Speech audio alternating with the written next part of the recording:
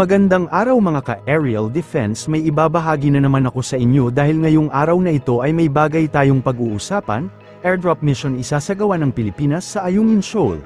Pero bago tayo magpatuloy, huwag mo muna kalimutan mag-like, share, and subscribe, paki-follow at like muna ng aming page na nasa description na ang link.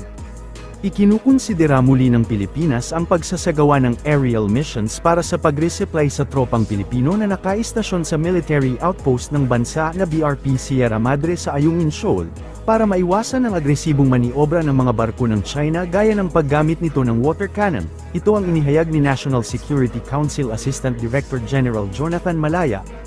Since the last resupply mission to Ayungin, the President has directed for certain adjustments which I cannot disclose for national security reasons. But we are going to make certain adjustments to our resupply mission.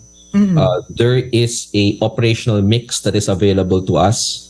We can do other types of resupply other than a naval resupply. We can do an airdrop. We can do other just to be able to resupply our troops and keep BRP Sierra Madre in working condition. So those adjustments, of course, are there so that we are no longer placed in a difficult position when we do our resupply missions. But the objective of China is, of course, to intimidate us, utilize scare tactics, but we will not be deterred. We will do what is necessary to keep our troops supplied. BRP Sierra Madre is not going anywhere. If the Chinese think that it's going to fade into the sea anytime soon, no, it's not. It is being maintained by the Philippine government. It is our advanced detachment. It is our military installation to ensure that Ayungin Shoal continues to be an occupied feature of the Philippines, and it's not going anywhere. Isaaniya ito sa maaaring gawin sa ilang pagbabago sa resupply mission ng bansa sa pinag-aagawang karagatan. Aniya, ipinag-utos ni Pangulong Ferdinand Marcos Jr. ang adjustments kasunod ng panibagong resupply mission sa Ayungin Shoal kung saan binombahan ng water cannon ng barko ng Pilipinas. Sinabi din ng NSC official na inaasahan nitong patuloy ang pag-intimidate at paggamit ng scare tactics ng China laban sa Pilipinas, kaya't ipinunto ng opisyal na hindi matitinag ang bansa at ipagpapatuloy pa rin ito kung ano ang kailangan para manatili ang pagsusuplay sa mga tropa ng bansa sa Ayungin. Matatandaan na isinagawa na rin ng AFP Western Command ang matagumpay na airdrop mission sa Ayungin Shoal noong Enero ng kasalukuyang taon. Ginawa ang paradrop kapalit ng karaniwang naval resupply mission matapos na magtamo ng pinsala ang resupply boat ng Pilipinas matapos ang water cannon assault ng China Coast Guard. Sa kasagsagan naman ng Sea Patrol sa West Philippine Sea ng Pilipinas kasama ang France at US, nagsagawa ang Air Force ng bansa ng airdrop exercise para sanayin ang isang hakbang para maiwasan ang pagtatangkang pagharang ng barko ng China sa resupply mission ng Pilipinas. 2 beses na isinagawa ang airdrop drills gamit ang Philippine Air Force Light Transport Aircraft sa military outpost sa Patag Island noong April 27, bilang parte ng nagpapatuloy na balikatan exercise. Kinumpirma ng Philippine Coast Guard na wala ng presensya ng Chinese research vessel na namataan noong Abril na nagbababa ng equipment malapit sa Catanduanes o maging sa Northern Samar, ayon kay PCG spokesperson for the West Philippine Sea Commodore J. Tariela. As of this time, in coordination with the Armed Forces of the Philippines, wala na tayong nakitang research vessel or namataan dito sa area ng Catanduanes or even in Northern Samar. As early as May 1, that's the last time we monitored itong Chinese research vessel na to na pumasok sa exclusive economic zone na. Huling namataan ang barko ng China na Shenko noong ika-1 ng Mayo, una nang sinabi ng Philippine Navy na kanila pang inaalam kung anong equipment ang ginamit ng naturang research vessel ng China. Matatandaan na una nang napaulat na naglayag ang naturang research vessel mula sa Shenzhen Port noong ika-13 ng Abril at dumaan sa Itbayat at Basco, Batanes noong ika-22 ng Abril. Naobserbahan din ng barko na naglayag patimog sa loob ng 11 nautical miles ng baybayin ng Mapanas, Northern Samar noong ika-25 ng Abril. bago muling nagtungo sa hilagang direksyon hanggang sa marating nito ang katubigan ng Catanduanes kung saan na-monitor ito ng AFP, sinabi ni Commodore Tariela. na hindi malinaw kung ano ang layunin ng Chinese research vessel sa pagpasok nito sa exclusive economic zone ng ating bansa, subalit posible umano na nagsasagawa ito ng hydrographic survey. Ang paglalayag ng Chinese flag research vessel sa nasabing karagatan ay kasunod ng namataang mas maraming barko ng China na nagsasagawa ng shadowing sa naval vessels ng Pilipinas, US at France sa kasagsagan ng Balikatan Joint Military Exercise sa West Philippine Sea. Well, this is in response dun sa namataan nating Chinese research vessel na nagpunta sa may Catanduanes na na-monitor ng Armed Forces of the Philippines at tumungo sa Northern Samar. And it was also reported by the Armed Forces of the Philippines na kung saan ito raw ay namataan na nagbababa ng kanilang mga instrumento while it conduct hydrographic survey, as allegedly it's conducting hydrographic survey. Ang Armed Forces of the Philippines po ay nagpalipad ng kanilang air assets to monitor the presence and the activity of this Chinese research vessel.